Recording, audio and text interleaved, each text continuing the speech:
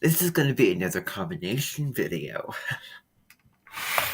So it's going to be very likely that I'm going to be having several of these videos. Just be prepared for that. Today, I need to get my cell phone. Do you see it?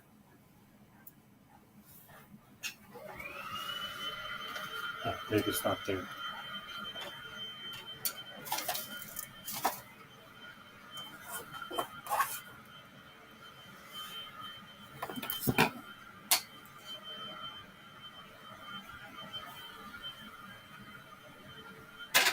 Okay, maybe I'll just grab this. Grab my computer.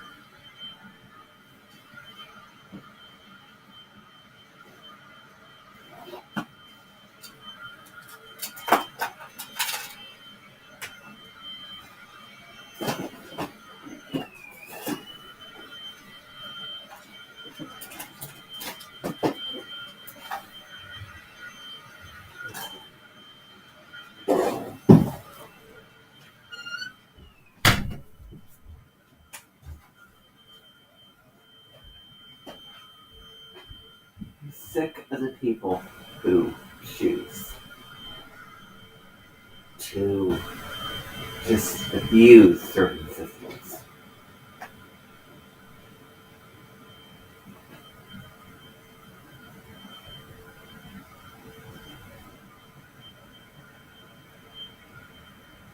I mean, I shouldn't have to tell people what's right or wrong.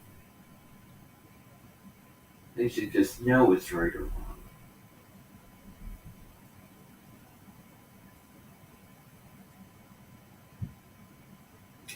I mean, if I have to argue with somebody about something that's factually true, then it's actually a guarantee, a 99.99% chance that either me or somebody else, well, I think it's me, that doesn't understand something, that there's a miscommunication, a misunderstanding.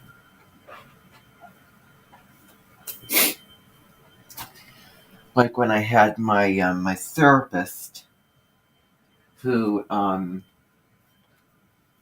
who proposed to me that adding salt to wounds heals it, and I was like, no, that's not what that metaphor means. It means to make something worse. There's a difference between making something worse and actually going through the pain that's necessary to heal something.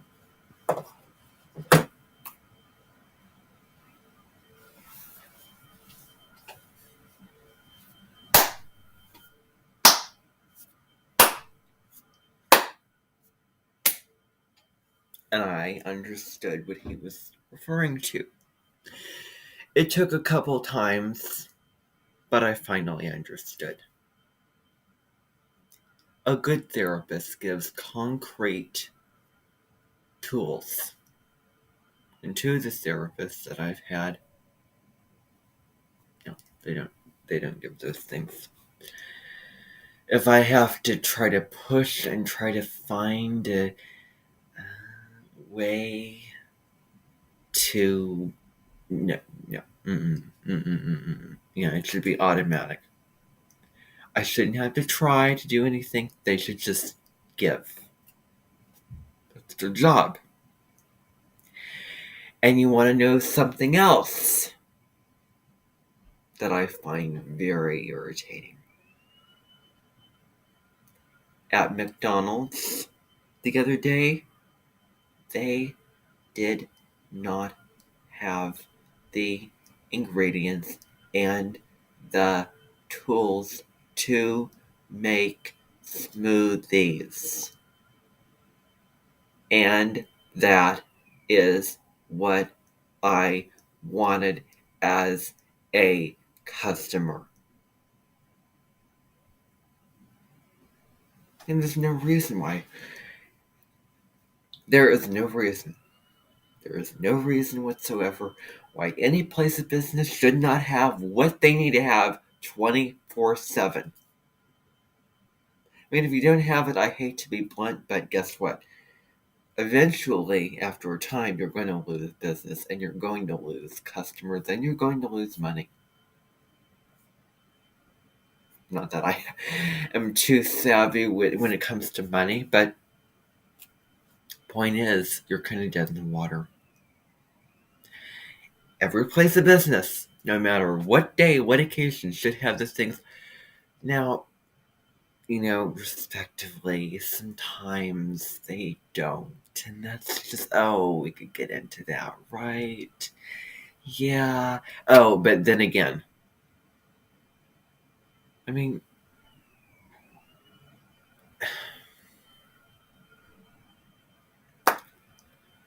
okay, seafood, maybe.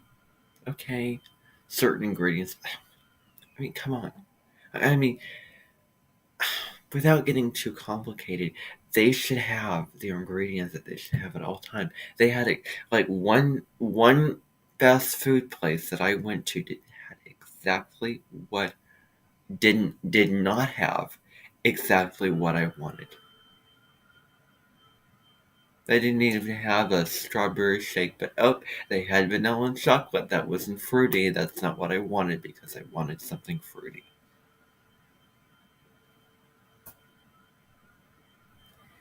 Life shouldn't be that black and white. Life shouldn't be just a smack in the face, a stab in the back, that painfully obvious. It should be, oh, you know what? We're out of shakes too. That's not working too. Or guess what? We do have that. Something like that. But not, just like a a a pinpointed, sting of an inconvenience. That's wrong. I mean, that's really, really wrong and unacceptable. Mm-mm. But anyway, what I want to get to today in the last 5 minutes of this video is what I actually want to talk about today. And I'm not going to redo this video again. And if I don't get to everything, then that's just going to be how it's going to be. I am not producing 2 videos in one day on this channel. That is final. Now, I had a dream last night. And I've been getting several dreams last night. Over the years since 2014. Since next year is a 7-year energetically, it does have to do with travel, it has to do with spiritual growth, and you're going on a quest for truth, a quest for deeper meaning. The other side of the 7 is sort of going at it alone, going solo, being a lone wolf. However, I know a 7 life path who has, Sun in Leo, Moon in Sag, very, extroverted. So you can't just say, oh, they're the introverts, oh, they're the loners. You can't, numerology. Yeah. I don't care for pepper. Yeah. So, anyway, I had a dream about flying on a plane. That was the dream that I had with another dream and another dream and another dream before that since 2014. I fear altitude. I fear my ears popping. My ears are one of the most sensitive parts of my whole entire body. That's my eyes, my nose. Believe me, I know firsthand about that, and my ears. Like these parts of the body, right here, are the most sensitive parts of my whole entire body. And when there's something off with either my nose is stuffed up, or, this eyelash, or, something else going on with my eyes, or, or if my ears feel stuffed up, or, if it, popping. Oh, yeah, I'm going to notice, and I'm not going to be a happy camper. I am afraid of altitude. I am very afraid of anything that is abnormal concerning my ears. Any kind of pressure, any kind of almost sour taste in my throat that could be air building up, and that could be popping of my ears. The next time that I go on a plane, I will be doing I will be casting a spell. I will be like, and the rain of all the things, like something that I can do to try to rise above the fear that I have. And it may be loud and it may be intense. And the more I feel it, the more loud and intense it's gonna be. I don't care if it's disturbing or inconsiderate of the other people on the plane. I have fears, and this is how I'm getting over it. Mind your own business. That's what I'm going to do. I'm going to try to shout from the rooftops. I want to be more powerful. I want to be stronger than the fear and the feeling that I have for when I go on the plane and when I go into altitude. There should be, I hope there's a speaker that says, oh, now we're reaching, change of altitude, or somebody telling me. It's very scary to just, let go and just, lift up. Oh, there's nothing you can do. You have to stay here. And, you can't get off the plane, and you can't change anything.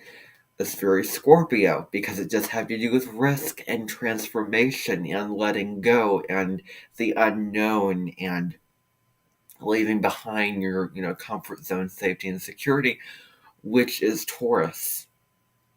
And Scorpio also has to do with going into, the depths and the chrysalis of the cocoon to become a butterfly. And also it deals with passing through that altitude to then, relax and breathe after that point.